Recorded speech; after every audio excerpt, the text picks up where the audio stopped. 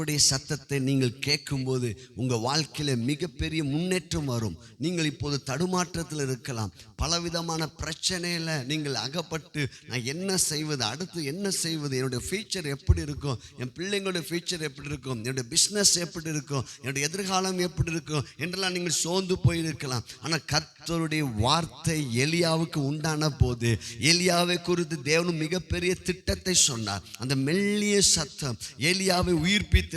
எனக்கு பிரியமான தேவனுடைய பிள்ளைகளே, எனக்கு பிரியமான தேவனுடைய ஜனமே, ஆண்டவர் சொல்லுகிறார், என் சத்தத்தை நீ கேட்கும்போது உன் வாழ்க்கையில மிகப்பெரிய மாற்றம் உண்டாகும். ஆம், எனக்கு பிரியமானவர்களே, தேவனுடைய அந்த மெல்லிய சத்தத்தை எலியா சோர்ந்து போன நேரத்தில், பயந்தமான சூழ்நிலை போகுது, அவன் எலியா தேவ சத்தத்தை கேட்ட போது அவனுக்காக ஒரு பிரகாசமான பிரமாண்டமான ஒரு ஊழியத்தை ஆண்டவர் வைத்திருக்கிறார். அதே போல் இந்த நாளில் கர்த்தருடைய வார்த்தை சொல்கிறது, உங்க வாழ்க்கையில தேவனுடைய பிரகாசமான திட்டத்தை நீங்கள் பார்ப்பீர்கள்.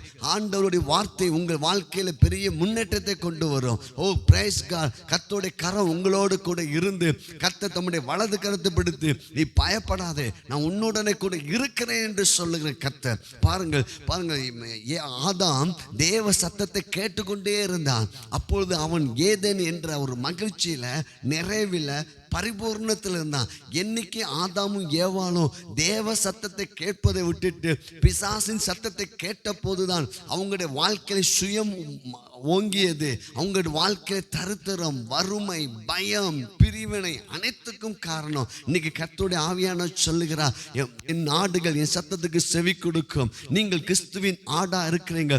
உங்களால் தேவனுடைய சத்தத்தை கேட்க முடியும். தேவ சத்தத்தை எப்படி கேட்பது? கர்த்தருடைய வார்த்தையை எடுத்து நீங்கள் வாசிக்கும் போது ஆண்டவர் வார்த்தை மூலமாக உங்களோடு ஆண்டவர் பேசுவார். கிறிஸ்துவான மகிமை நம்பிக்கையாக அவர் உங்களுக்குள்ள இருக்கிறார். வழி இதுவே, இதில் நட்டவங்கள் என்று ஆண்டவருடைய சத்தம் உங்கள் வாழ்க்கையில கடந்து வருங்க. ஆண்டவர் உங்கள் வலது கரத்தை பிடித்து கர்த்தருடைய சத்தத்தை நீங்கள் கேட்கும் போதெல்லாம் உங்கள் வனாந்தரம் செழிப்பாய் மாறும். பாருங்கள், தேவ சத்தத்தை ஆபிரகாம் கேட்டான். ஆபிரகாமை பார்த்து ஆண்டவர் சொன்னார், நான் உன்னை பெரிய ஜாதியாக்கி உன்னை நான் ஆசீர்வதித்து உன் பேரை நான் பெருமைப்படுத்துவேன், நீ ஆசீர்வாதமாய் இருப்பாய். ஆம், எனக்கு பிரியமானவர்களே, கர்த்தருடைய வார்த்தை உங்கள் வாழ்க்கையில எப்படிப்பட்ட சூழ்நிலையில் நீங்கள் இருந்தாலும் கர்த்தருடைய வார்த்தை உங்களை உயர்த்துங்க. நோவாவின் சூழ்நிலை அப்படித்தான் இருந்தது. நோவா அந்த பேழைக்குள் இருந்த போது அமர்ந்த தேவ சத்தம் நோவாவை நோக்கி காற்றை ஆண்டவர் வீச பண்ணினார்.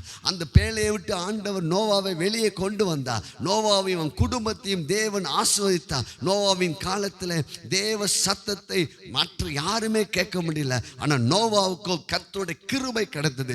எனக்கு பிரியமானவர்களே, தேவ சத்தத்தை கேட்கும்படி நீங்கள் நானும் அழைக்கப்பட்டிருக்கிறோம். காரணம், இயேசுவின் இரத்தத்தால் நீங்கள் மீட்கப்பட்டவர்கள், அவருடைய சொந்த பிள்ளைகள், அவருடைய சொந்த ஆடு. நீங்கள் என் ஆடுகள் என் சத்தத்துக்கு செவி கொடுக்கும் என்று ஆண்டவர் சொல்லியிருக்கிறார். பாருங்கள், எனக்கு பிரியமானவர்களே, மார்த்தாள் தேவ சத்தத்தை கேட்காதபடி, தேவனுக்கு முதலிடம் கொடுக்காதபடிக்கு அவள் பலவிதமான கவலையினாலும் பலவிதமான பாரத்தினால் சுமந்து கொண்டிருந்தார். ஆனால் மரியாளோ தேவ சமூகத்திலே அமர்ந்து கர்த்தருடைய சத்தத்தை மாத்திரம் கேட்டுக்கொண்டிருந்த போது வேத வசனம் சொல்லுகிறது, மரியாள் தன்னை விட்டு எடுபடாத நல்ல பங்கை தெரிந்து கொண்டார். எனக்கு பிரியமானவர்களே, கர்த்தருடைய வார்த்தைக்கு நீங்கள் நேரம் எடுங்கள், நேரம் கொடுங்கள். ஆண்டவரே என் கூட பேசுங்கள் என்று சொல்லுங்கள். பரிசுத்த ஆவியானவர் உங்களுக்குள்ள இருந்து பேசுவார். தம்முடைய வார்த்தை மூலமாக பேசுவார், தீர்க்க தரிசனம் மூலமாக பேசுவார். ஆண்டவர் சொல்ல, நீ பயப்படாத, உன் சூழ்நிலை குறித்து நீ பயப்படாத, உன்னுடைய எதிர்காலத்தை குறித்து நீ பயப்படாத.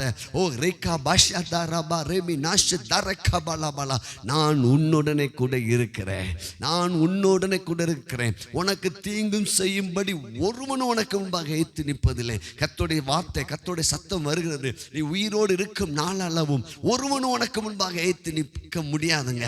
காரணம் என்ன தெரியுமா? கர்த்தர் உங்களுக்குள் பெரியவராக இருக்கிறாருங்க. அவருடைய சத்தத்தை நீங்க கேட்க முடியுங்க. ஆண்டவர் உங்களை அவருடைய சத்தத்தை கேட்டு நீங்க நடக்கும்போது உங்க பாதை நெய்யாய் பொழியும், உங்க பாதையில பரிபூர்ணம் உண்டாகும், உங்க பாதையில் இருக்கிற தடைகள் எல்லாம் ஓடி ஒளியும். காரணம், அவர் உங்களுக்கு முன்னே போய் கோணலானவைகளை செம்மையாக மாற்றுவார். தேவ சத்தத்தை எப்படி கேட்பது? நல்லா துதியுங்கள், துதிச்சு தேவ சமூகத்தை ஆராதனை செய்யுங்கள். ஆராதனை செய்த பிற்பாடு வேதத்தை எடுத்து வாசிங்கள், அமைதியாக இருங்கள். கர்த்தர் உங்களோடு உங்களுக்குள்ளிருந்து மெல்லிய சத்தத்தில் பேசுவார். ஊழியக்காரங்க மூலமா உங்களோடு பேசுவார். இந்த நாளிலும் கூட கர்த்தர் உடைய வார்த்தை உங்களுக்கு நேராக வருகிறது. நான் உன்னை நடத்துவேன். ஹல்லேலூயா. எதை குறித்து சோர்ந்து போகாதீங்க. ஆண்டவர் தீர்க்க தரிசனமான வார்த்தை சொல்லுகிறார். நான் உன்னை நடத்துவேன் மகனே, நான் உன்னை நடத்துவேன் மகளே, நீ பயப்படாத. நான் உனக்கு சகாயம் பண்ணுவேன், நான் உனக்கு உதவி செய்வேன், நான் உனக்கு போதிப்பேன். பாருங்க, பிள்ளைகள் கர்த்தரால் போதிக்கப்பட்டிருப்பார்கள். கலங்காதீங்க. ஆண்டவர் நம்முடைய பிள்ளைகளை போதிப்பார். பிள்ளைகள் மேல் தேவன் தம்முடைய ஆசீர்வாதமான கரத்தை வைக்கிற தேவனுங்க. ஹல்லேலூயா. ஓ ராபா ஷக்கலாபா ராபாலா. கர்த்தருடைய வலது கரம் உங்களுக்கு பராக்கிரமம் செய்யும். ஓ ரேகா மானி சதராபா லாபாலா. ஓ ரேனி மாது ரிக்கா லாபாலா. உங்களுக்கு சமாதானம் என்று ஆண்டவர் சொல்ல. புலம்பாதீங்க. உங்க புலம்பலை ஆனந்த களிப்பாய் மாற்றுகிற தேவ சத்தத்தை நீங்கள் கேட்டுக்கொண்டிருக்கீங்க. காரணம் என்ன தெரியுமா? ஆண்டவர் உங்களை ரொம்ப ரொம்ப நேசிக்கிறார். காரணம், அவர் கடைசி சொட்டு ரத்தம் உங்களுக்காங்க இயேசுவே கொடுத்தவர். மற்ற எல்லாவற்றையும் அருளாதிருப்பது எப்படிங்க? கர்த்தருடைய கரம் உங்களை நடத்தும். தேவ சத்தத்தை கேட்கும் போது உங்க வாழ்க்கையில பரிபூர்ணம் உண்டாகும், சமாதானம் உண்டாகும். இந்த நாள் முதல் தேவனுடைய சத்தம் உங்கள் வாழ்க்கையிலே துணிக்கும். God bless you. Oh, praise God.